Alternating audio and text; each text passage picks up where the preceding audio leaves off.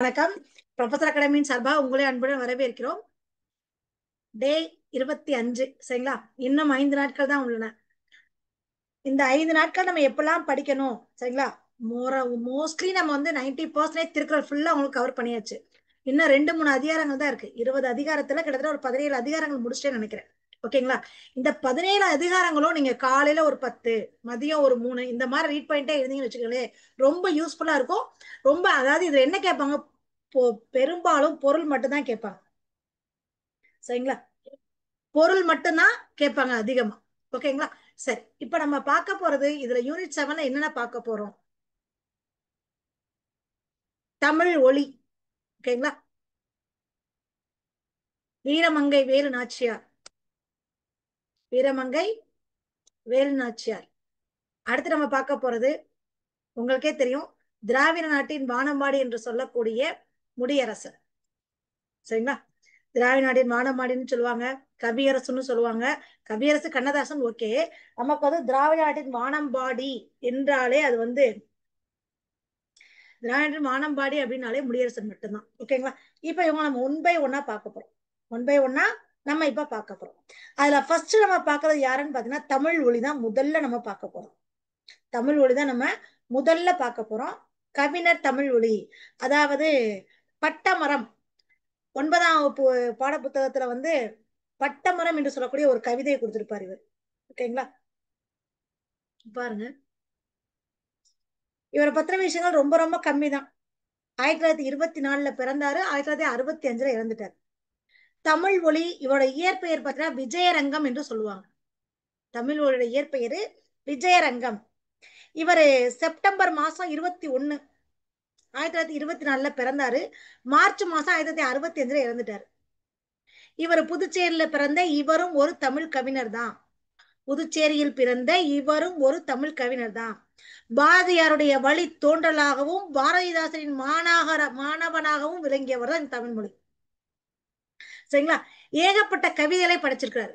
பாரதிதாசனுடைய மாணவன், பாரதியாரின் வழி தோன்றல். ஓகேங்களா? சோ பாரதிதாசன் ரெண்டுமே வர்றாங்க. பாரதியாருடைய வழி தோன்றல் மற்றும் பாரதிதாசனின் மாணவனாக விளங்கியவர் யார்? தமிழ் ஒளி. இவர் கவிதைகள் மட்டுமல்ல, கதை எழுதியிருக்காரு, கட்டுரை எழுதியிருக்காரு, மேடை நாடகங்கள், குழந்தை பாடல்கள், திறனாய்வு கட்டுரை நிறைய இது ஏற்றிருக்கிறார். திராவிடர் கழகத்துல தொண்டராக இருந்தவர், பின்னாடி பொது உடைமை தோழராக வளர்ந்து வந்தவர். இவரு தலித்தின மக்கள்னு சொல்லுவாங்க இல்லையா, அந்த தலித் என்று சொல்லப்பட்ட தாழ்த்தப்பட்ட மக்களுடைய இழிவான நிலையை பார்த்து அவர்களுக்கு இழைக்கப்பட்ட கொடுமைகளையும் சரி, சமூகத்தில் நிலவக்கூடிய ஜாதி வேறுபாடுகளையும் சாடி கவிதைகள் அதிகமா எழுதியிருக்கிறார். கவிதைகள் அதிகமா எழுதியிருக்கிறார். சரிங்களா? இவருடைய ஊர் பாத்தீங்கன்னா புதுவை அப்படின்னு சொல்லியாச்சு. தென்னார்காடு மாவட்டத்துல குறிஞ்சிப்பாடிக்கு பக்கத்துல ஆடூர் என்ற சிற்றூர்ல தான் இவங்களுடைய அம்மா அப்பா பேரு சின்னையா மற்றும் செங்கேணி அம்மாள். சின்னையா மற்றும் செங்கேணி அம்மாள் இவங்களுக்கு மகனாக பிறந்தவர் தான் இவர். இவர் விஜயரங்கம் என்று சொல்லக்கூடியது இவருடைய இயற்பெயர். விஜயரங்கம் என்று சொல்லக்கூடியது தமிழ் ஒளியின் இயற்பெயர். இவரு பட்டு ராசு அப்படின்னு ஒரு செல்லமா கூப்பிடுவாங்களாம். சரிங்களா? பட்டு ராசு. ஏன்னா சில வினாக்கள் வந்து சிலபஸ் மாறிடுச்சு, கண்டிப்பா கேட்பாங்க, கேட்காம இருக்க மாட்டாங்க. பட்டு ராசு என்று இவரை செல்லமா கூப்பிடுவாங்களாம். இவரு தன்னுடைய தொடக்க கல்வியை பார்த்தீங்கன்னா புதுச்சேரியில முத்தியாலுப்பேட்டை அப்படின்னு சொல்லக்கூடிய ஒரு நடுநிலை பள்ளி தான் படிச்சிருக்கிறாரு. முத்துயாலுப்பேட்டை. இவருடைய புனைப்பெயர் என்ன? சரிங்களா? எப்படிலாம் கூப்பிட்டாங்க, செல்லமா கூப்பிட்டது பட்டுராசு. இவருடைய இயற்பெயர் பார்த்தீங்கன்னா விஜயரங்கம். நல்லா ஞாபகம் வச்சுக்கோங்க, விஜயரங்கம். இவருடைய இயற்பெயர் விஜயரங்கம். உங்களுக்கு பாட புத்தகங்களை இந்த அளவுக்கு சிலபஸ் வந்து கொடுத்துருக்க மாட்டாங்க. ஜஸ்ட் ஒரு ஸ்டோரியை நான் சொல்லிடுறேன். சரிங்களா? இவரு ஆரம்பத்துல தொடக்க கல்வியை வந்து புதுச்சேரியில முத்தியாலுப்பேட்டை அப்படின்னு ஒரு நடுநிலைப்பள்ளியில படிச்சாரு. அடுத்து உயர்கல்வியை கத்துக்கிறதுக்காக கல்லூரியில படிச்சாரு. எந்த கல்வியில? கலவை கல்லூரின்னு சொல்லுவாங்க. சரிங்களா? மாணவராக இருக்கும் போதே பாரதியார், பாரதிதாசன் இவங்க 2 பேருடைய கவிதைகள்ல அதிகமா தன்னுடைய மனசை பறி கொடுத்துட்டாராம். இதன் மூலமா இவருக்கு வந்து பாரதிதாசனுடைய ஒரு நெருங்கி பழகக்கூடிய வாய்ப்பு இவருக்கு கிடைச்சிச்சு. பாரதிதாசனுடைய நெருங்கி பழகக்கூடிய வாய்ப்பு அவருக்கு கிடைச்சிச்சு.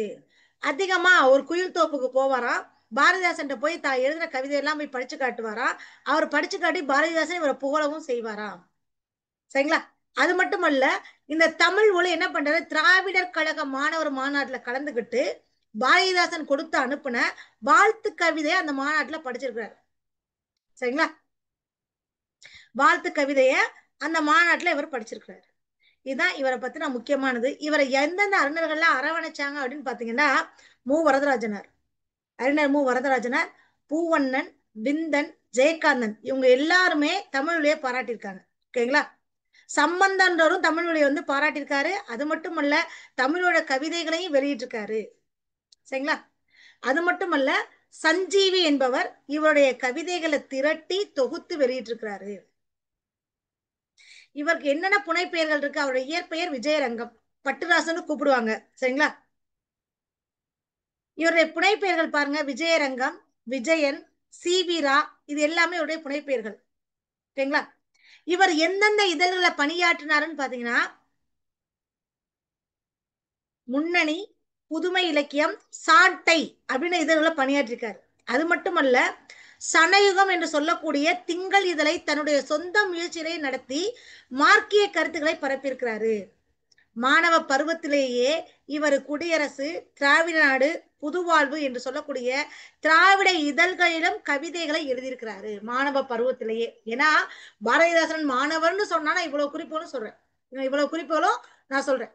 இவர் எழுதிய நூல்கள் பாருங்க, நிலைப்பற்ற சிலை, வீராயி, கவிஞனின் காதல், மே தினமே வருக. நிலைப்பற்ற சிலை, வீராயி, ஓகே, மே தினமே வருக.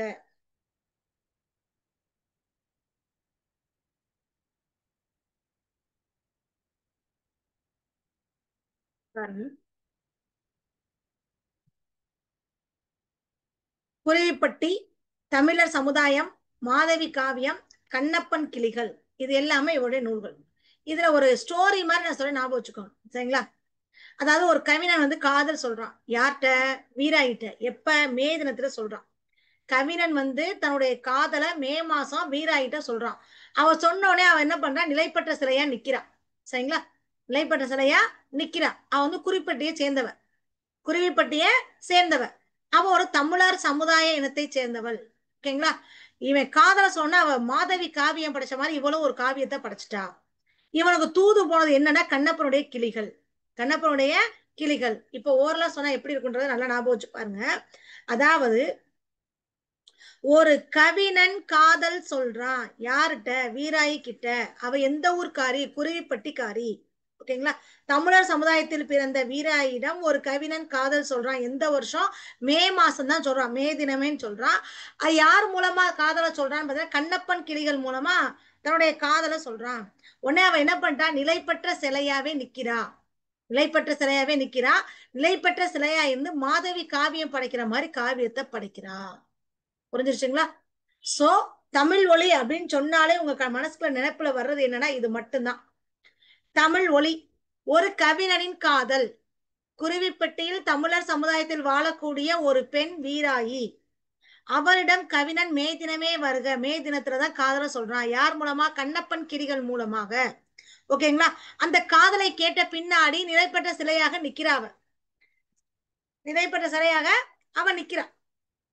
மாதவி காவியத்தை படைக்கிறான்.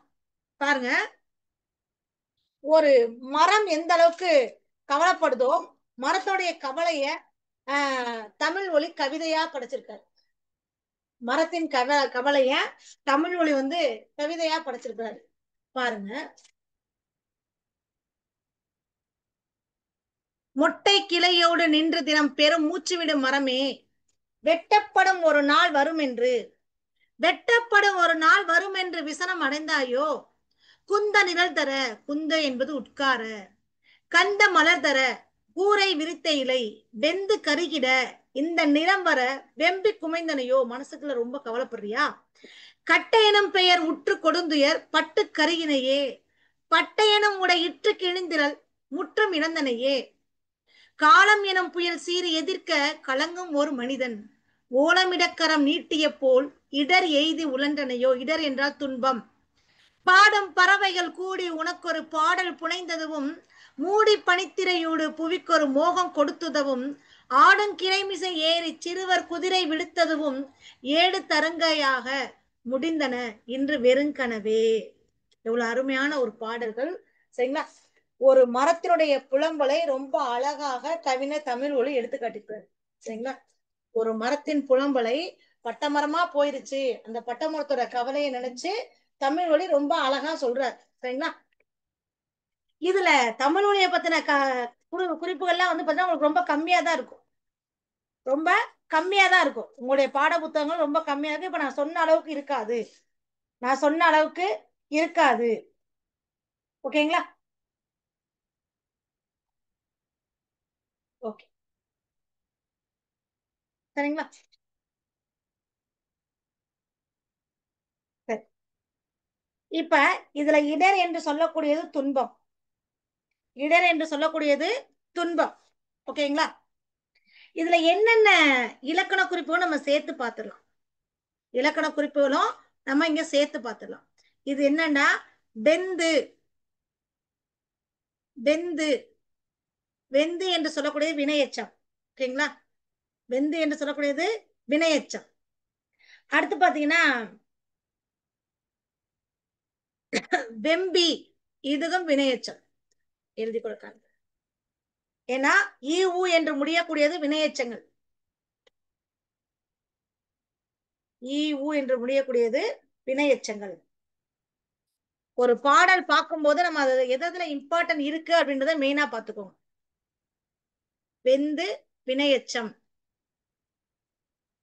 ஓகேங்களா? அடுத்து வெம்பி, இதுவும் வினையெச்சம். ஓகேங்களா?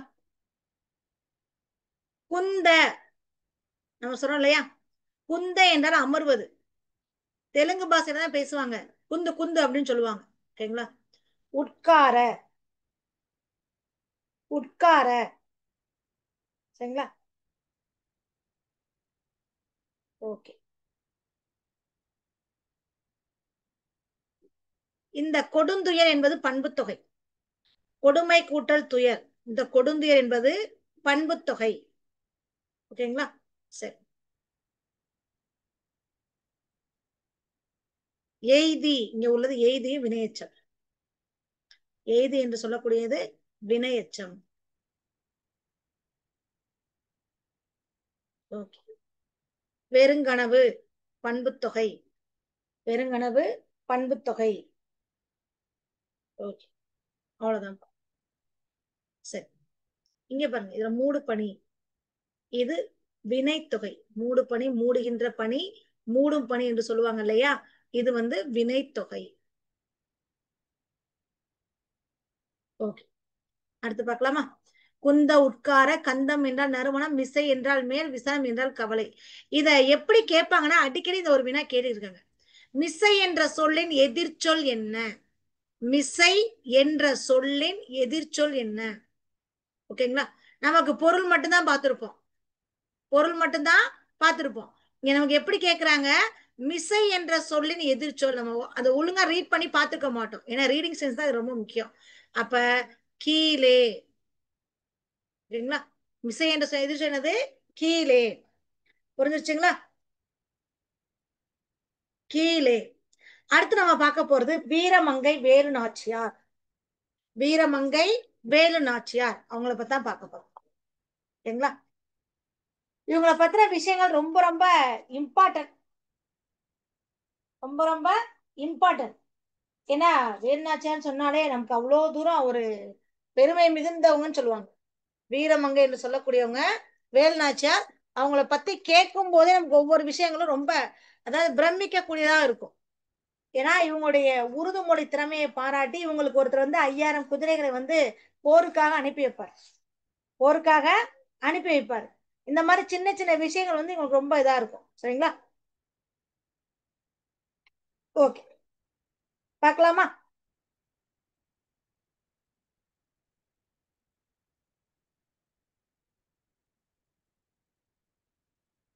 சரி.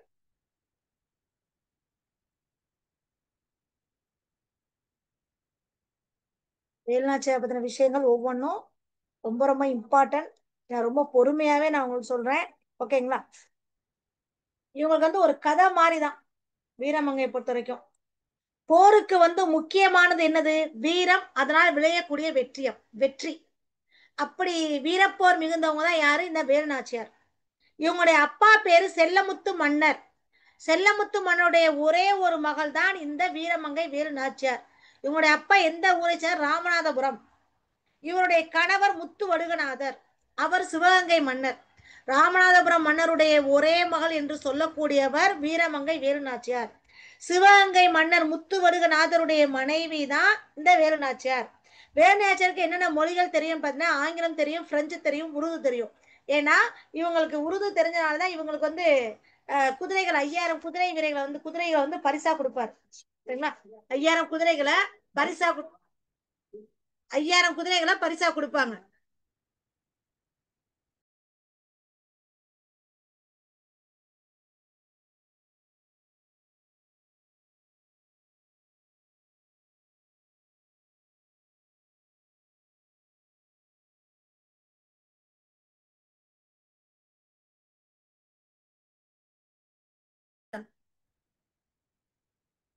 சரிங்களா?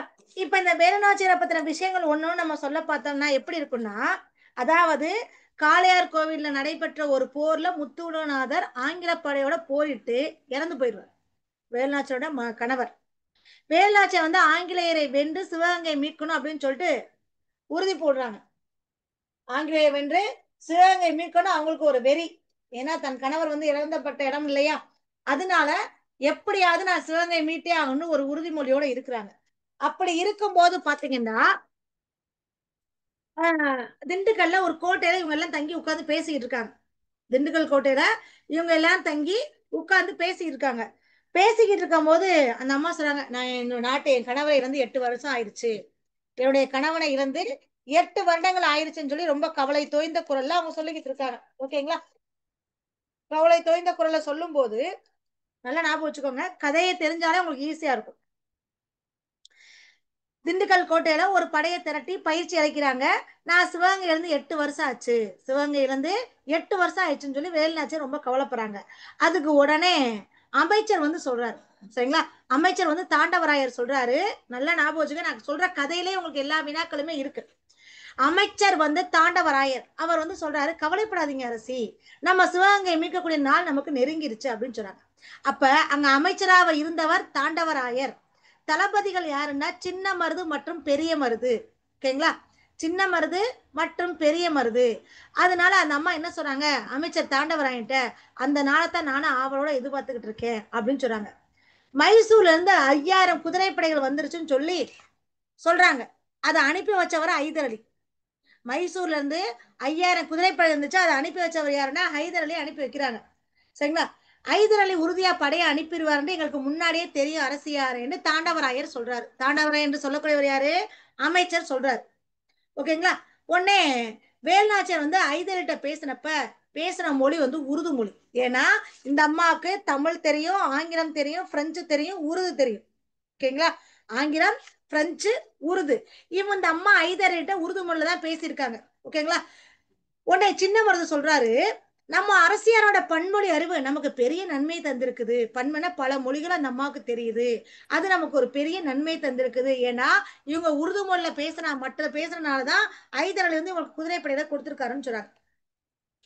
ஃபர்ஸ்ட் இந்த அம்மா என்ன சொல்றாங்க, காளையார் கோவில் மீட்பு. காளையார் கோவில போய் மீட்க போறாங்க. ஏன்னா என்னுடைய கணவர் கொல்லப்பட்ட ஊர் காளையார் கோவில். அதனால முதல்ல காளையார் கோவில தான் கைப்பற்றணும், அதுக்கப்புறம் நம்ம சிவகங்கை பார்ப்போம்னு சொல்றாங்க வேலுநாச்சியார். சரி, அப்ப ஆண்கள் படைப்பிரிவுக்கு யார் யாரெல்லாம் போவாங்க? மருது சகோதரர்கள் போறாங்க.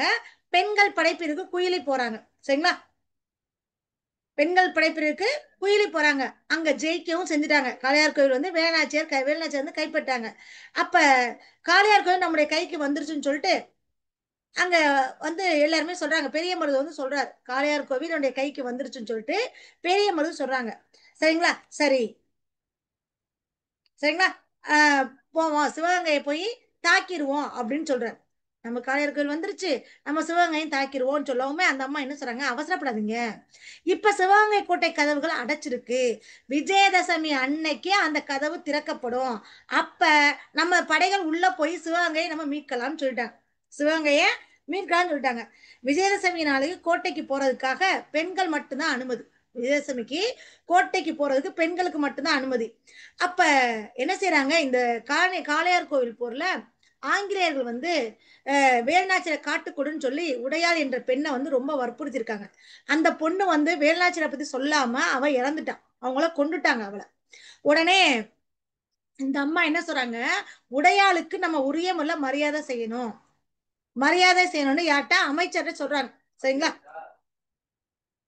உடனே வேலுநாச்சியார் வந்து உடையாளுக்கு ஒரு நடுகள் வைங்கன்னு சொல்றாங்க. இங்க யாருக்கு நடுகள் வச்சாங்கன்னு கேட்டா உடையாளுக்கு நடுகள் வைங்கன்னு சொல்றாங்க. விஜயதசமிக்கு முதல் நாள் சிவகங்கையை நோக்கி புறப்படுறாங்க யாரு, வேலுநாச்சியாருடைய படை. போறதுக்கு முன்னாடி உடையாளுக்கு நடுகள் வைக்கிறாங்க. அந்த நடுகளுக்கு முன்னாடி இந்த அம்மா என்ன பண்ணாங்க, தான் கழுத்துல வச்சிருந்த தாலிய காணிக்கையாக உடையாளுக்கு செலுத்திட்டு போறாங்க. இதே மாதிரி சிவகங்கை கோட்டைகள் விஜயதசமி அன்னைக்கு திறக்கப்படுது. அங்க எல்லாருமே உள்ள போயிடுறாங்க, உள்ள போயிடுறாங்க. பெண்கள் படைப்பிரிவுல குயிலி போயிடுறாங்க, கோட்டைக்குள்ள மாறு இடத்துல குயிலி போயிடுறாங்க. அங்க என்னன்னா அங்கேயும் என்ன சொல்றாங்க, அங்க எண்ணெய் கிடங்கு திறந்திருக்கு, அந்த எண்ணெய் கிடங்குல வந்து இது பண்ணுங்க, நமக்கு வந்து எல்லா நம்மளோட கோட்டைகளை நம்ம படைகள் எல்லாம் உள்ள போயிடலாம் சொல்லவும் இந்த அம்மா என்ன பண்ண, குயிலி அவங்களே அந்த தீக்கடங்குல போய் குதிச்சிருவாங்களாம். அவங்களே அந்த தீக்கடங்குல போய் குதிச்சிருவாங்க, தான் உடம்புல தீ வச்சு அந்த ஆயுதங்களை போய் குதிச்சிருவாங்க. என்ன சொல்றாங்க கடைசியில, குயிலி தன்னுடைய உயிரை காத்து நாட்டை மீட்டு கொடுத்திருக்கிறாள். குயிலி தன்னுடைய உயிரை கொடுத்து நாட்டை மீட்டிருக்காங்க. அவங்களுடைய துணிவுக்கும் தியாகத்துக்கும் நான் வீரத்துக்கும் தலை வணங்குறேன் வேலுநாச்சியார் சொல்லிட்டாங்க. சரிங்களா? இப்ப இந்த வேலுநாச்சியாருடைய கதையில, வீரமங்கை வேலுநாச்சியார் கதையில யார் யாரெல்லாம் வர்றாங்க, அமைச்சர் என்று சொல்லக்கூடியவர் தாண்டவராயர். ஓகேங்களா? அமைச்சர் என்று சொல்லக்கூடியவர்கள் தாண்டவராயர். என கண்டிப்பா கேட்பாங்க, அமைச்சர் தாண்டவராயர், அமைச்சர் தாண்டவராயர் கதையை கேட்டாலே அதை வச்சு நீங்க எழுதிடலாம். ஓகேங்களா? நடுக்கல் யாருக்கு வச்சாங்க, உடையாளுக்கு வச்சாங்க. நடுக்கல் யாருக்கு வச்சாங்க, உடையாளுக்கு வச்சாங்க. அடுத்து தளபதிகள் என்று சொல்லக்கூடியவங்க யாருன்னா, சின்ன மருது மற்றும் பெரிய மருது. சின்ன மருது மற்றும் பெரிய மருது இவங்களுக்கு குதிரைகள் யார் கொடுத்தாங்க, மைசூர்ல இருந்து குதிரைகள் யார் கொடுத்தாங்கன்னு பாத்தீங்கன்னா ஐதர் அலி தான் கொடுத்திருக்கிறாரு. ஐதர் அலி எத்தனை குதிரைகள் கொடுத்தாருன்னா 5000 குதிரைப்படைகளை கொடுத்திருக்கிறாரு. ஓகேங்களா? அடுத்து தீ வைத்தவர் யாரு, சரிங்களா? தீக்கிடங்கில் குதித்தவர் வந்து குயிலி. தீக்கிடங்கில் குதித்தவர் குயிலி. சிவகங்கை கோட்டை கதவுகள் எப்போது திறக்கப்படும் என்றால் விஜயதசமி அன்னைக்கு. சரிங்களா? விஜயதசமி அன்னைக்கு தான் சிவகங்கை கோட்டை கதவுகள் திறக்கும்.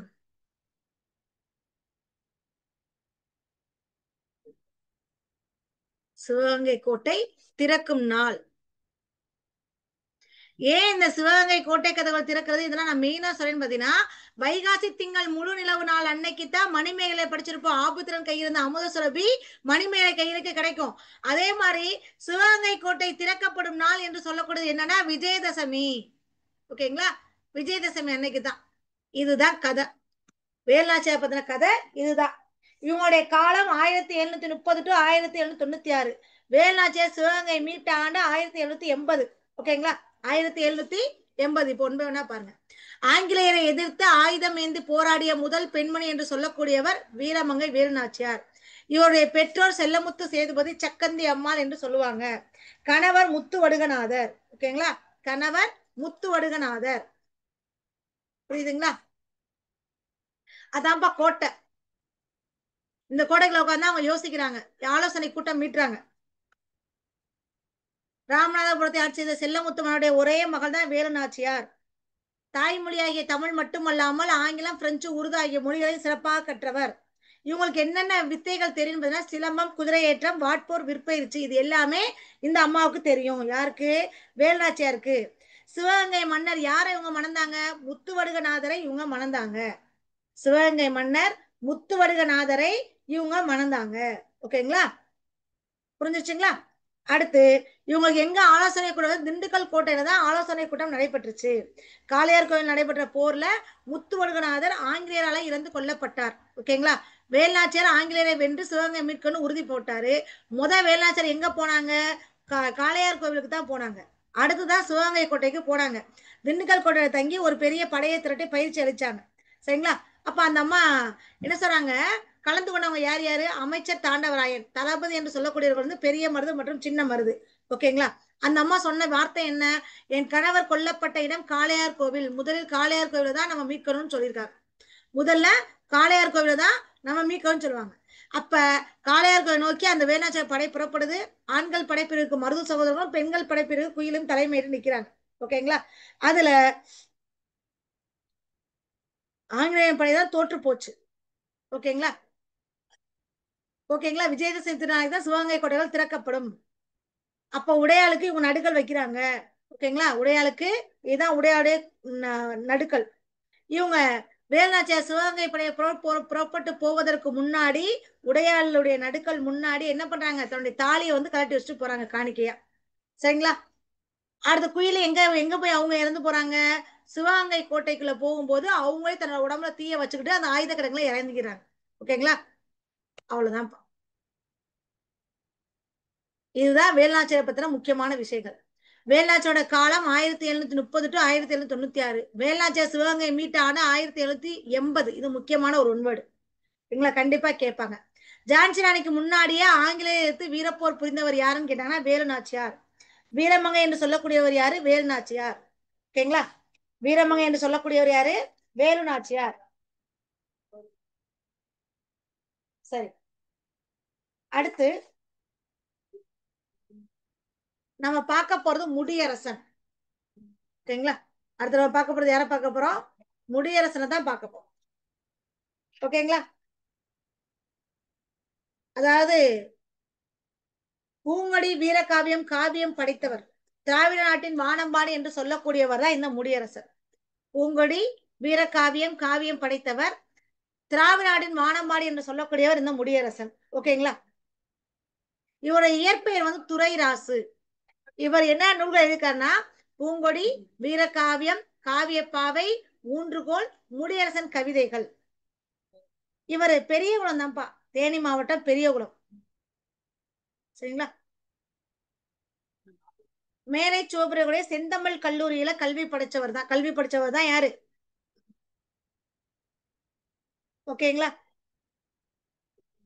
அது மட்டுமல்ல, காரைக்குடியில மீசூயன்ல பல தமிழாசிரியர் அவர் வேலை பார்த்துட்டாரு.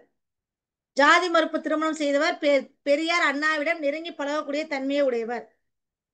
ஓகேங்களா. பெரியார் அண்ணாட்ட நெருங்கி பழகக்கூடிய தன்மையை உடையவர். இவர் ஒரே ஒரு கருத்து சொல்லிப்பாரு. அதாவது என்ன சொல்லுவாருன்னா, தான் இறந்து போன பின்னாடி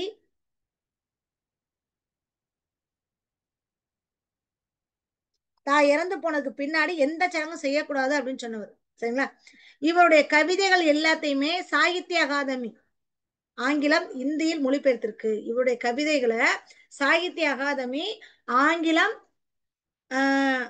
ஆமா ஆங்கிலம் மற்றும் இந்தியில மொழிபெயர்த்திருக்கு. தன் மறைவின் போது எந்த சடங்கும் செய்யக்கூடாது என்று சொன்னவர் முடியரசன். ஓகேங்களா. இவருடைய கவிதைகளை சாகித்ய அகாடமி ஆங்கிலம் மற்றும் இந்தியில் மொழிபெயர்ச்சிருக்குது. அடுத்து பரம்பு மலையில் நடந்த விழாவுல குன்றக்குடி அடிகளார் தலைமையில அவர் கவியரசு பட்டம் பெற்றிருக்கிறாரு. இவருடைய நூல் பூங்கொடி என்று சொல்லக்கூடிய காவியம் 1966 தமிழக அரசோட பரிசை பெற்றுச்சு. 1966 தமிழக அரசின் பரிசை பெற்றது. எது? பூங்கொடி என்று சொல்லக்கூடிய காவியம். அது மட்டுமல்ல, தமிழ் வளர்ச்சி கழக பரிசு பெற்ற நூல் அது. தமிழ் வளர்ச்சி கழக பரிசு பெற்ற நூல் தான் வீரகாவியம். சரிங்களா. இது ஊன்றுகோல் என்று சொல்லக்கூடிய நூல் வந்து யாரை பற்றியது என்றால் பண்டிதமணி கதிரேசன் செட்டியார் பற்றிய நூல். ஓகேங்களா. இவரை ரொம்ப அழகா வந்து புகழ்வாங்கப்பா. யாரண்டா? முடியரசன். எப்படி புகழ்வாங்கன்னா, என்னுடைய மூத்த வழித்தோன்றல், எனக்கு பின் வந்த கவிஞன் என்று பாரதிதாசன் கூறுகிறார். முடியரசனை பத்தி எனது மூத்த வழித்தோன்றல்,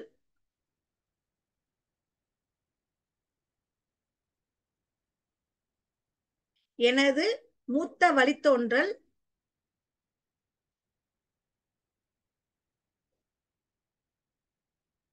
ஓகேங்களா? எனக்கு பின் வந்த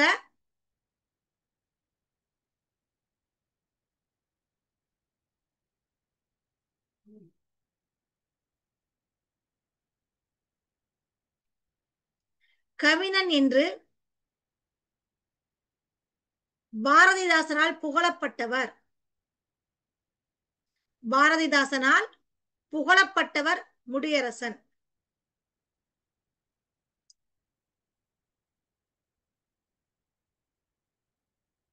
புகழப்பட்டவர் தான் இந்த முடியரசன்.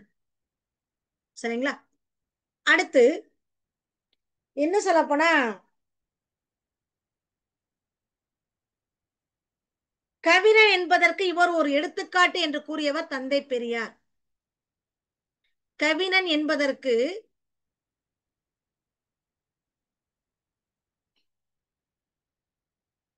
இவர் ஓர் எடுத்துக்காட்டு என்று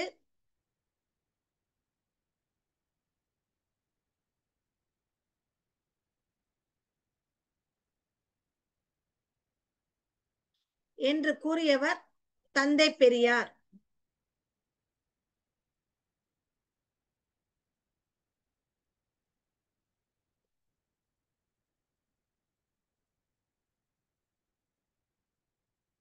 தந்தை பெரியார். என்ன சொல்ல போனா, 20ஆம் நூற்றாண்டில் இணையற்ற கவிஞன் என்று கியாப விஸ்வநாதன் இவரை பத்தி சொல்றாரு. 20ஆம் நூற்றாண்டின்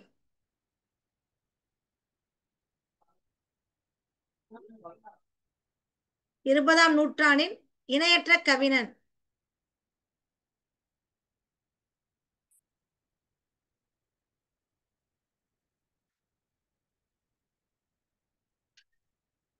இணையற்ற கவிஞன் என்று கி.ஆ.பெ. விஸ்வநாதன் கூறுகிறார். இது எதுவுமே உங்களுடைய பாட புத்தகத்துல இல்ல. ஓகேங்களா? விஸ்வநாதன் கூறுகிறார்.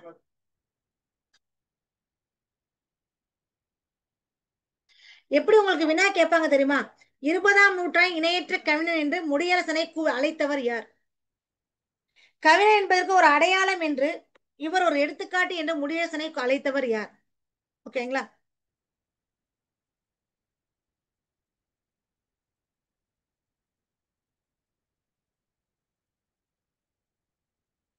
அழகா சொல்லியிருப்பாருப்பா கவியரசு கண்ணதாசன் இவர. தாய் தமிழே, இந்த முடியரசன் அவருடைய முடியை உனக்கு மட்டும்தான் சாய்ப்பார் என்று கவியரசு கண்ணதாசன் ரொம்ப அழகா சொல்லியிருப்பார். சரிங்களா? பாருங்க. கல்லெடுத்து முள்ளெடுத்து காட்டு பெருவழியை மல்லெடுத்த திண்டோல் மரத்தால். மரம் என்று சொல்லக்கூடியது இங்கு வீரம். மரம் என்று சொல்லக்கூடியது இங்கு வீரம். மல்லெடுத்த வலிமை பெற்ற. மல்லெடுத்த என்றால் வலிமை. சரிங்களா? வளப்படுத்தி ஊராக்கி ஓங்கும் நகராக்கி நாடென்ற பேராக்கி வாழ்ந்த பெருமையை அவன் பெற்றான். என்ன சொல்றாங்க? தமிழ் என்று சொல்லக்கூடியவன் கற்களும் முட்களும் நிறைந்த பெரிய நிலப்பரப்பை திருத்தி பயன்படுத்தினான். தன்னுடைய உடல் வலிமையால வனத்தை பெருக்குனா.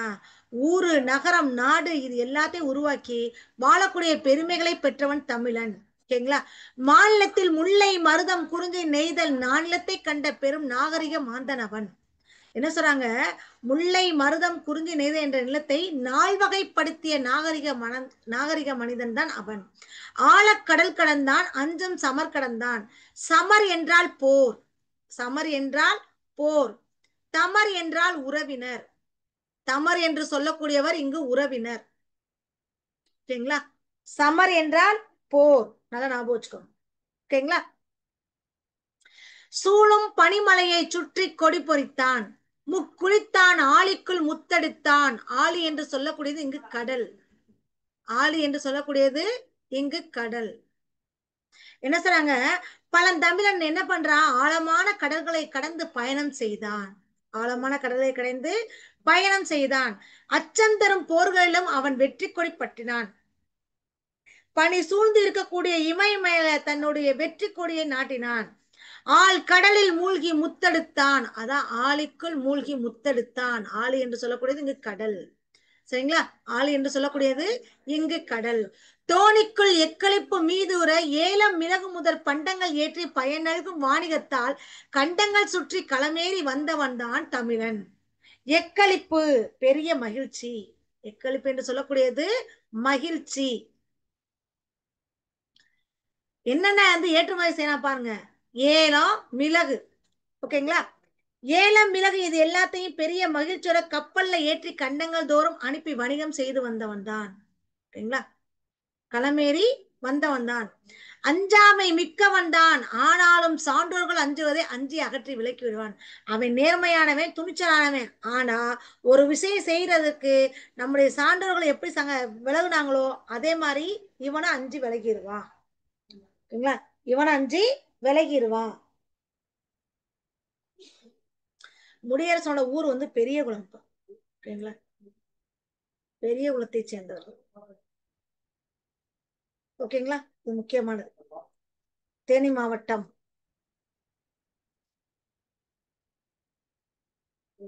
ஓகேங்களா? அவ்வளவுதான்ப்பா. ஓடு புத்தகத்திலையும் இவர் ஒண்ணு கொடுத்திருப்பாரு. அருமையா இருக்கும் அந்த பாடல். காசுக்கு பாடுபடுபவன் கவின நல்லன், கைமாறி விழைந்து புகழ் பெறுதல் வேண்டி மாசற்ற கொள்கைக்கு மாறாய் நெஞ்சை மறைத்துவிட்டு பாடுபடுவனும் கவின நல்லன். தேசத்தை தன்னிடத்தை தாழ்த்திவிட்டு தேட்டையிட பாடுபவன் கவின நல்லன். தேசத்தை தன்னினத்தை பாட்டுவிட்டு,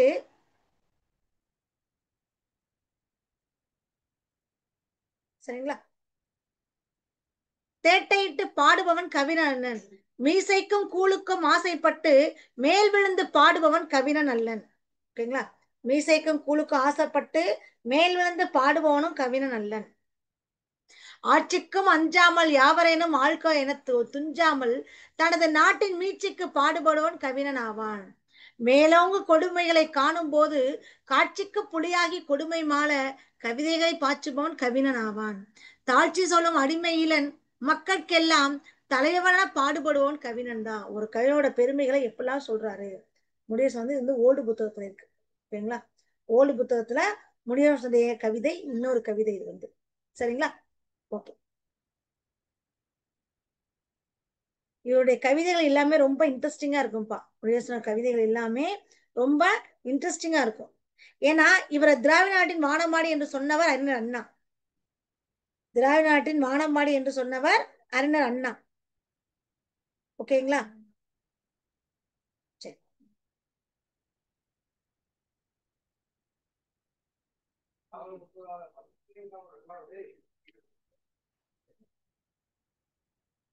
சரி, இப்ப நம்ம அடுத்து பார்க்க போறது திருக்குறள். ஓகேங்களா? திருக்குறள் வந்து என்ன பார்க்கணும், நடுவு நிலைமை. நடுவு நிலைமை என்று சொல்லக்கூடிய திருக்குறள் தான் நம்ம இப்ப பார்க்க போறோம். சரிங்களா? 12வது அதிகாரம். சரிங்களா? அதாவது தகுதி என ஒன்று நன்றே பகுதியால் பார்ப்பட்டு ஒழுகப் பெறின். தகுதி என்று சொல்லக்கூடியது நடுநிலையை குறிக்கிறது. என்னண்டா,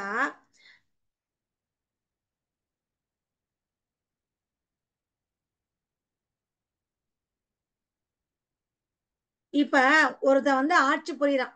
சரிங்களா? ஒருத்தன் வந்து ஆட்சி புரியுறான். ஆட்சி புரியும் போது அவன் வந்து என்ன நடுநிலைமையோட ஆட்சி புரியுறான். யார் தப்பு பண்ணாலும் அந்த இடத்துல என்ன பண்ணணும், நடுநிலைமையை கொண்டு வந்துதான் அவன் அந்த இடத்துல வந்து சொல்லணும். சரிங்களா? நடுநிலையை வச்சுதான் வந்து பண்ணணும். ஓகேங்களா? இப்ப நான் ஒரு பஞ்சாயத்துக்கு போறேன். பஞ்சாயத்துக்கு போறப்ப எப்படி இருக்கும்? சரிங்களா? பஞ்சாயத்துக்கு போனா எப்படி இருக்கும்? நேர்மையா இருக்கணும். இவனுக்கு தெரிஞ்சவன் இவனுக்கு தெரிஞ்சவன். ஒருத்தன் வசதியா இருக்கான், ஒருத்தன் வந்து ஏழையா இருக்கான். அப்ப வசதியா உள்ளவங்க நம்ம சாதாரணமா எந்த ஒரு விஷயத்தையும் பேசக்கூடாது. அதான் இங்க என்ன சொல்றாங்க, பகைவர் அயலோர் நண்பர் என குத்து பார்த்து என பகுத்து பார்த்து ஒருதலை சாராமல், சரிங்களா, ஒருதலை சார்பாக நிற்காமல் இருத்தலே நன்மை தரக்கூடிய நடுவுநிலை எனும் தகுதி. தகுதி என ஒன்று நன்மை. ஒருவனுக்கு தகுதி என்று சொல்றது எது நன்று, பகுதியால் பாரபட்சம் பார்க்காம பார்ப்பட்டு ஒழுகப் பெறின். பார்ப்பட்டு ஒழுகப் பெறின். இதுதான். ஓகேங்களா? முக்கியமானது. தகுதி என ஒன்று நன்றே பகுதியால் பார்ப்பட்டு ஒழுகப் பெறின். பார்ப்பட்டு என்ன சொல்றாங்க, நல்லவன் கெட்டவன் இது எல்லாத்தையுமே பார்க்கணும். சரிங்களா? இது அறத்துப்பால்ல இல்லறவியல்ல 12வது அதிகாரத்துல இருக்கு. ஏன்னா இப்ப சிலபஸ் மாறிட்டாங்க, எப்படி வேணாலும் கேட்பாங்க. ஓகேங்களா? இந்த நடுவுநிலைமை என்ன அதிகாரத்துல இருக்கு? ஓகேங்களா? நடுநிலைமை எந்த இதுல இருக்கு? அறத்துப்பால்ல இருக்கா, பொருட்பால்ல இருக்கா அப்படின்னு சொல்லுவாங்க. ஓகேங்களா? இல்லறவியல்ல இருக்கு. அடுத்து பாருங்க, செப்பம் உடையவன் ஆக்க. ஓகேங்களா? செப்பம் உடையவன் ஆக்க சிதைவின்றி. செப்பம் உடையவன் ஆக்க சிதைவின்றி. எச்சத்திற்கு ஏமாப்பு உடைத்து. ஆக்கம் என்று சொல்லக்கூடியது செல்வம். சரிங்களா?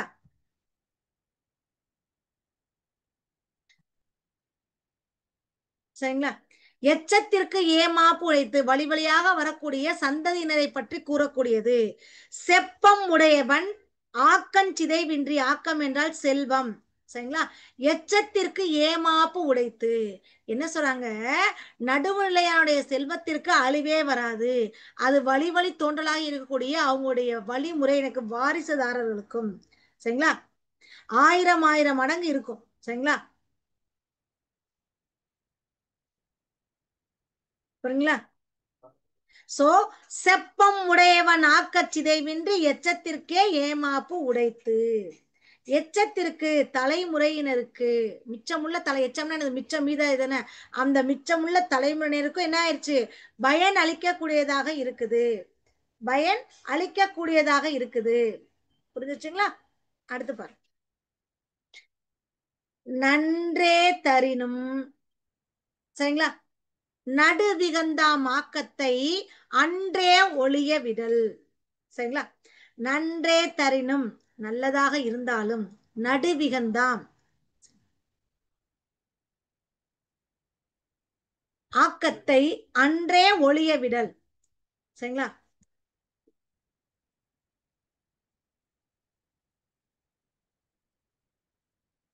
இப்ப என்ன சொல்றாங்க?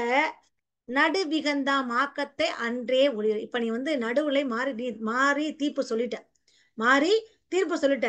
அதைட்டு உனக்கு பயன் ஏதாவது கிடைக்குதுன்ற நினைப்பு உனக்கு இருக்குது. அப்படி பயன் தரக்கூடியதா இருந்தாலும் அப்படிப்பட்ட பயன் உனக்கு தேவையில்லை. சரிங்களா? அந்த பயனை கைவிட்டுட்டு நடுவுநிலையை தான் நீ கடைபிடிக்க வேணும். ஒண்ணுமே இல்லப்பா. ஒரு 2 பஞ்சாயத்துக்காரங்க இடத்து பிரச்சனையா வர்றாங்க. இடத்து பிரச்சனை வரும்போது என்ன சொல்லுவாங்க? நீங்க எனக்கு சாதகமா செய்யுங்க, நான் உங்களுக்கு உண்டானது ஃபுல்லா தரேன்னு சொல்லிடுவாங்க. உங்களுக்கு ஏன்னா இப்ப பணம் காசு வச்சுதானே எல்லா பக்கமும் அரசியல்ல இருந்து எல்லா பக்கமும் போகுது.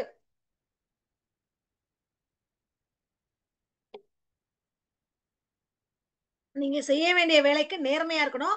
யாருக்கும் அடிபணிய கூடாது. கவியரசு கண்ணதாசன் சொன்ன மாதிரி நீ புகழ்ந்தால் நான் என் மனம் புல்லரிக்காது, இகழ்ந்தால் அதை பத்தி கவலைப்பட மாட்டேன்னு சொல்லுவாங்க இல்லையா? அந்த மாதிரி நீ ஒரு நடுநிலைமையில இருக்கிற, சாட்சி செய்யக்கூடிய தீர்ப்பு சொல்லக்கூடிய இடத்துல இருக்க அப்படின்னா 2 பேருக்கும் சாதகமான விஷயத்தை தான் செய்யணும். ஒருத்தனுக்கு பாதகமாக்கிட்டு ஒருத்தருக்கு சாதகமா செய்யக்கூடாது. அதைட்டு அவன் உனக்கு ஏதாவது நல்லது செய்யணும்னு சொல்றானா அப்படிப்பட்ட நன்மை உனக்கு தேவையே இல்லை. நீ நடுநிலையை மட்டும்தான் காப்பாற்றணும். அதத்தான் நடுவுநிலை தவறுவதால் ஏற்படக்கூடிய பயன் நன்மையே தரக்கூடியதாக இருந்தாலும் அந்த பயனை கைவிட்டு விட்டு நடுவுநிலையைத்தான் கடைபிடிக்க வேண்டும். நடுவிகந்தாம் நடுவு நிலையை. ஓகேங்களா? நடுவுநிலையை நீங்குவதால். அந்த நடுவிகந்தாம் நடுநிலையை நீக்கிறது. ஆக்கம் என்றால் செல்வம். சரிங்களா? ஆக்கம் என்று சொல்லக்கூடியது இங்கு செல்வம். அன்றே ஒளிய விடல். அன்னைக்கே நீ அதை வெளிச்சிரு. உன்னோட மனசுல அந்த எண்ணமே இருக்கக்கூடாது. சரிங்களா? அன்றே நீக்கிறணும். அது உனக்கு தேவையே இல்லை. அடுத்து பாருங்க. தக்கார் தகவிலார் என்பது அவரவர் எச்சத்தால் காணப்படும். சரிங்களா? உண்மையிலேயே தக்கார் ஒருத்தர் நல்லவரா, தகவலார் ஒருத்தர் கெட்டவரா என்பது அவரது எச்சத்தால் மீதமுள்ளதெல்லாம் கண்டுபிடிக்கப்படும். இப்போ ஒருத்தர் இறந்து போயிட்டோம்னு வச்சுக்கோங்களேன், ஒரு இறப்பு வீட்டுக்கு நம்ம போறோம். ஏன்னா மரணத்தை நம்பிதான் நம்முடைய வாழ்க்கை ஒவ்வொரு நாளும் இருக்கு. அந்த மரண வீட்டுக்கு போனப்ப பாத்தீங்கன்னு வச்சுக்கோங்களேன், அவன் நல்லவனா கெட்டவன் தான் அன்னைக்கு தெரிஞ்சிடும். நல்லவனா கெட்டவன்றது சரி எவ்வளவு பேரை வாழ வச்சாரு மனுஷன், எவ்வளவு பேரை வாழ வச்சாரு, எவ்வளவு பேருக்கு நல்லது பண்ணாரு. அப்ப சொல்லுவாங்க இவன் ஒரு கொடிய அரக்கன், யார் நிம்மதியா இருந்தா இனிமேதான் இந்த உலகம் நிம்மதியா இருக்கும் அப்பெல்லாம் சொல்லுவாங்க இல்லையா? அதான் ஒருத்தர் நல்லவர் கெட்டவர் என்பது அவருடைய மித்தி இருக்கக்கூடிய புகழ்ச்சொல்லை கொண்டோ அல்லது பழிச்சொல்லை கொண்டோ நிர்ணயிக்கப்படும். தக்கார் தகவிலார் என்பது அவரவர் எச்சத்தால் காணப்படும். தக்கார் ஒருத்தர் நடுவுநிலைமை உடையவரா, தகவிலார் ஒருத்தர் நடுநிலை அற்றவரா அவரவர் எச்சத்தால் மிச்சம் உள்ள காலத்துலதான் கண்டுபிடிக்கப்படும். ஓகேங்களா? அடுத்து அடுத்து பாருங்க, கேடும் பெருக்கமும் இல்லல்ல நெஞ்சத்து கோடாமை சான்றோர்க்கு அணி. சரிங்களா? நம்முடைய வாழ்க்கையில எப்பவுமே ஏற்ற இறக்கம் கண்டிப்பா இருக்கத்தான் செய்யும். ஏற்ற இறக்கம் இருக்கிறது உலக நியதி, உலகத்தோட அது ஒன்றி போனது. ஒருத்தர் 6 மாசத்துக்கு முன்னாடி நல்லா வசதியா இருப்பான், 6 மாசத்துக்கு அவன் தொழில் முடிஞ்சு போயிருக்கும். சரிங்களா? தொழில நொடுங்கி போயிடும். அந்த மாதிரிதான். சோ கேடும் பெருக்கமும் கெட்டதும் செல்வம் பெறுவதும் இல்லல்ல நெஞ்சத்து கோடாமை சான்றோருக்கு அணி. என்ன சார் கோடாமை என்பது என்னது? அவன் நடுவு நிலைமை தவறாமல் இருப்பதுதான் அவனுக்கு மிகப்பெரிய அணிகலன். ஒருவனுக்கு வாழ்வும் தாழ்வும் உலக இயற்கை, கேடும் பெருக்கமும் இல்லல்ல நெஞ்சத்து கோடாமை சான்றோருக்கு அணி. கோடாமை சான்றோருக்கு அணி. ஓகேங்களா? சோ ஒருவருக்கு வாழ்வும் தாழ்வும் என்பது உலக நியதி, அதை யாராலும் மாற்ற முடியாது. வாழ்வும் தாழ்வும் என்பது உலக நியதி, அதை யாராலும் மாற்ற முடியாது. அப்ப நம்ம என்ன பண்ணணும்? சரிங்களா? அத மாற்ற முடியாது. அப்ப நம்ம என்ன பண்ணும்? அப்படிப்பட்ட போது நம்ம நடுவுலையுமே என்னைக்குமே தவறாமல் இருக்க வேண்டும். கேடும் பெருக்கமும் இல்லல்ல நெஞ்சத்து கோடாமை சான்றோருக்கு அணி. கோடாமை சான்றோருக்கு அணி. சான்றோருக்கு ஒரு அணிகலனாக இருக்கு. ஓகேங்களா? நடுவுலையா இருக்கான் பாத்தீங்களா? அவனுக்கு ஒரு மிகப்பெரிய அணிகலனாக இருக்கக்கூடியது என்னது? அவன் நடுவுலைமை தவறாமல் இருப்பது மட்டுமே. கெடுவல்யான் என்பது அறிக தன்னுடைய நெஞ்சம் நடுவோர் அல்ல செய்யின். கெடுவல்யான். சரிங்களா? என்ன சொல்றாங்க? நடுவுலமே தவறி செயல்படலாம் அப்படின்னு ஒரு நினைப்பு உனக்கு வரக்கூடாது. உனக்கு வரக்கூடாது. வர்றது ரொம்ப ரொம்ப தப்பு. அப்படி வந்துச்சுன்னா அவன் கெட்டு அழிய போறான்னு அர்த்தம். அப்படி வந்தால் என்ன ஆயிடுச்சு? அவன் கெட்டு அழிய போறான்னு அர்த்தம். அப்ப நடுவுலையே மாத்தி சொல்லக்கூடாது. நடுவுலைமைய மாத்தி சொல்லக்கூடாது. அப்படி ஒரு எண்ணம் உனக்கு வரவே கூடாது. நீ எந்த நிலைமையில இருந்தாலும், சரிங்களா, எந்த நிலைமையில இருந்தாலும் நீ நடுவுலைமை தவறாமல், நடுவுலைமை தவறாம நீ உன்னுடைய நேர்மையில சிறிதளவு கூட சிதைவு வரக்கூடாது. நேர்மையில சிறிதளவு கூட சிதறல் வரக்கூடாது. அதை மட்டும் ரொம்ப கவனமா பார்க்கணும். ஓகேங்களா? அதான் இங்க சொல்றாங்க. கெடுவல்யான் என்பது அறிக தன் நெஞ்சம் நடுவார் அல்ல செய்யின். நடுவார் அல்ல செய்யின். என்ன சொல்றாங்க? தன்னுடைய நெஞ்சில நடுவுல நேர்மையை மீறி தவறு செய்யணும்னு நினைக்கிற அப்படின்னா நான் கெட்டு போறேன் அப்படின்னு ஒருத்தர் நினைச்சுக்கிறணும். சரிங்களா? நான் கெட்டு போறேன்னு ஒருத்தர் நினைச்சுக்கிறணும். அதுதான் உண்மை. ஏன்னு கேளுங்க. நடுவுல தவறு, அதாவது இவர் நமக்கு லஞ்சம் தர்றாரு, நம்ம அவருக்கு ஏத்த மாதிரி செய்வோம் அப்படின்னு நம்ம சொல்லக்கூடாது. அப்ப என்ன ஆயிடுச்சு? உன் மீது இருக்க மரியாதையும் குறைஞ்சிரும். நீ கெட்டவென்ற என்ன மக்கள் மனசுல வந்துரும். இவ்வளவு நாள் நீ கட்டி காத்த நீதி நேர்மை எதுவுமே இல்லாம போயிடும். சிறிதளவு நீ நினைக்க கூடாது. ஓகேங்களா? ஏன்னா உன்னுடைய நெஞ்சமாகப்பட்டது, அதாவது உள்ளமாகப்பட்டது நீதியை விட்டுட்டு அநீதி செய்யணும்னு நினைக்குது அப்படின்னா நீ வாழ்க்கையில கெட்டு போறதுக்கு உண்டான முதல் அறிகுறி தான். வாழ்க்கையில கெட்டு போறதுக்கு உண்டான முதல் அறிகுறி தான் அது. ஓகேங்களா? சரி, அடுத்து பா. கெடுவாக வையாது உலகம் நடுவாக நன்றிக்கண் தங்கியான் தாழ்வு. கெடுவாக வையாது உலகம் நடுவாக நன்றிக்கண் தங்கியான் தாழ்வு. என்ன சொல்றாங்க? நடுநிலைமை என்று சொல்லக்கூடியது அறநிறையில் வையாது திட்டாது உலகம். நடுவுல நிக்கிறவன, சரிங்களா, வாழ்கின்றவன் அடைந்த வறுமை நிலையை கேடு என சொல்லாது இந்த உலகம். கெடுவாக வையாது உலகம் நடுவாக. ஒருத்தன் நேர்மையான முறையில இருக்கான், சரிங்களா, நன்மையின் கண்ணே நடுவாக நின்று இருக்கக்கூடியவனுக்கு அதனுடைய காரணமாக எந்த ஒரு கெட்டது வந்தாலும் இந்த உலகம் அவனை தவறாவே நினைக்காது. சரிங்களா? அவனை தவறாகவே நினைக்காது. ஏன்னா ஒருத்தன் இருக்கான் நீதியில நேர்மையில, அதாவது நீதி நேர்மை தவறாமல் வாழ்ந்து அதன் மூலமா அவன் கஷ்டப்படுறானா பரவாயில்ல. அவன் கஷ்டப்பட்டாலும் அவனுடைய வறுமை இருந்தாலும் மக்கள் என்ன சொல்லுவாங்க?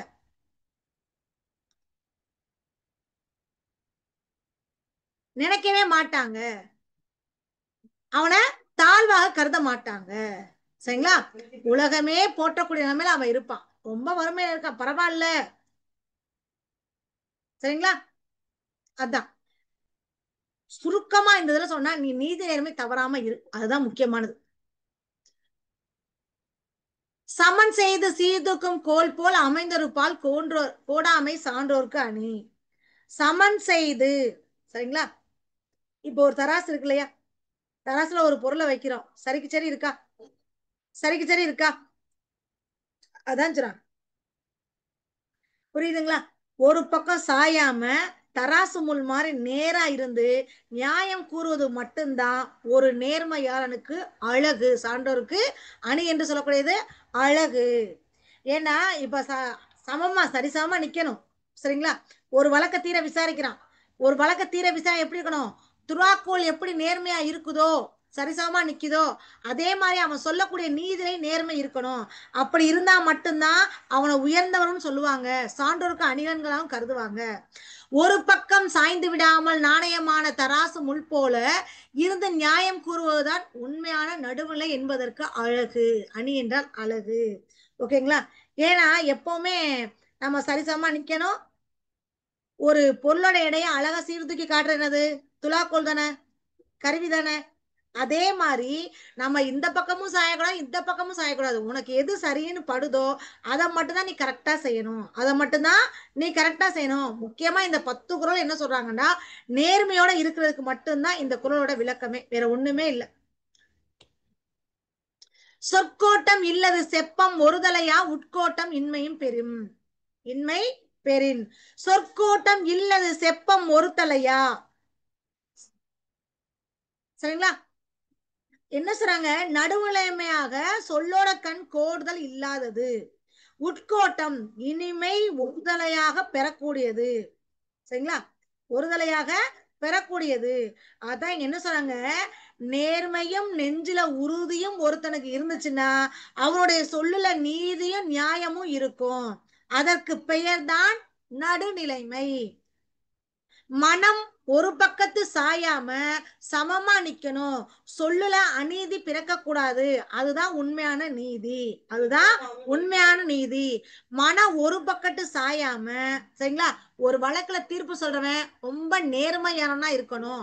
நமக்கு வந்து இவன் தான் முக்கியம் அவன் தான் முக்கியம் பார்க்க கூடாது. உன்னுடைய அதாவது நீதி தேவதை முன்னாடி எந்த உன் மனசுல என்ன தோணுதோ அதுக்கு தகுந்த மாதிரி நீதி கரெக்டா தீர்ப்பு சொல்லணும். நேர்மையும் நெஞ்சுறுதியும் ஒருவருக்கு இருந்தால் அவருடைய சொல்லில் நீதியும் நியாயமும் இருக்கும். அதற்கு பெயர்தான் நடுநிலைமை, சரிங்களா? வாணிகம் செய்வார்க்கு வாணிகம் பேணி பிறவும் தமபோல் செய்யின். வாணிகம் செய்வார்க்கு வாணிகம் பேணி பிறவும் தமபோல் செய்யின், சரிங்களா? பிறவும் தமபோல் செய்யின். என்ன சொல்றாங்க? அடுத்தவங்க பொருளாகவே இருந்தாலும் அத தன்னோட பொருளை போல கருதி நேர்மையோட வாணிகம் செய்யணும், அதுதான் வணிகத்தின் நேர்மை. வணிகத்தின் நேர்மை. என்ன சொல்றாங்க? இன்னும் சொல்ல போனா அடுத்தவங்க பொருள் இருக்கா, அதை என்ன பண்ணும், ஒருத்தர் ஒப்படைக்கிறான், அந்த பொருளை உன்னோட பொருள் போல நீ பாதுகாக்கணும். வியாபாரம் செய்யறியா, அந்த வியாபாரம் செய்யறத வியாபாரம் நல்ல வியாபார முறை அப்படின்னு சொல்றாங்க. இப்ப என்கிட்ட ஒருத்தவங்க பொருள் கொடுக்குறாங்க, இதை வித்துருப்பான்னு சொல்றாங்க. அப்ப நான் என்ன பண்ணும், 100 ரூபாய்க்கு வித்துட்டு 50 ரூபாய்க்கு வித்தேன்னு சொல்லக்கூடாது. கடவுள் பாக்குறான், கடவுள் பாக்குறாரு. பிறருடைய பொருளாக இருந்தாலும் உன்னுடைய பொருள் போல எண்ணி கருதி நேர்மையோட வியாபாரம் செஞ்சு அவர்கிட்ட ஒப்படைக்கணும், அதுதான் நேர்மை, சரிங்களா? பிறர் பொருளையும் தம் பொருள், வாணிகம்னா எனது வியாபாரம், பிறர் பொருளையும் தம் பொருள் போல் கருதி நடுநிலைமை தவறாமல் பேணி தவறாது நேர்மை பிறழாது அப்படி ஒரு வாழ்க்கை வாழ வேண்டும், அதுதான் சிறந்த வாணிபம். ஓகேங்களா? நெறி என்று சொல்லக்கூடியது இங்கு வழி, நெறி என்று சொல்லக்கூடியது இங்கு வழி. புரிஞ்சிருச்சுங்களா? ஓகே. இப்ப இதுவரை இந்த நடுவுநிலைமை அப்படின்ற திருக்குறள் நம்ம என்ன பார்த்தோம் அப்படின்னா நேர்மையா இருக்கணும், சரிங்களா? நேர்மையான முறையில இருக்கணும். ஒவ்வொருத்தவங்களுக்கும் நம்ம ஒரு விஷயம் செய்யும் போது தீர்ப்பு கொடுக்கும் போது நேர்மையான முறையில தீர்ப்பு கொடுக்கணும். இவன் தர்றான் காசு பணம் தரான் இவனுக்கும் சேர்த்துக்கிட்டு அவனுக்கும் சேர்த்துக்கிட்டு நம்ம செய்யக்கூடாது. உன் மனசுல எது சரின்னு போடுதோ அதை மட்டும்தான் நீ செய்யணும். உன் மனசுல எது சரின்னு போடுதோ அதை மட்டும்தான் நீ செய்யணும். ஓகேங்களா? இதுதான் நடுவுநிலைமைன்றது ரொம்ப முக்கியமான ஒரு குறள், சரிங்களா?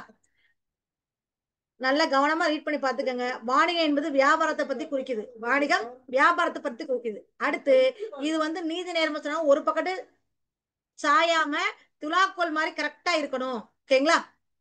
சரி, இதுதான் துலாக்கோல் மாதிரி எப்படி தராசு எப்படி கரெக்டா இருக்கோ அதே மாதிரி உன்னுடைய தீர்ப்புலையும் நேர்மையான முறையில இருக்கணும் அப்படின்னு சொல்றாங்க. சரிங்களா? ஓகே. சரி, நாளைக்கு ஒரு புது அதிகாரத்தோட சந்திப்போம். நல்லா ரிவிஷன் பண்ணுங்க. இன்னைக்கு நடத்தின கிளாஸோட டெஸ்ட் லிங்க் டிஸ்கிரிப்ஷன் பாக்ஸ்ல டிரைவ்ல இருக்கு. டெஸ்ட் அட்டன் பண்ணுங்க. நீங்க டெஸ்ட் எவ்வளவுக்கு அட்டன் பண்ணுங்க அந்த அளவுக்கு உங்க மெமரி பவர் ஆகும். தாராளமா டெஸ்ட் அட்டன் பண்ணிட்டே இருங்க. All the best, all the best, all the best. சரிங்களா? Thank you, thank you all.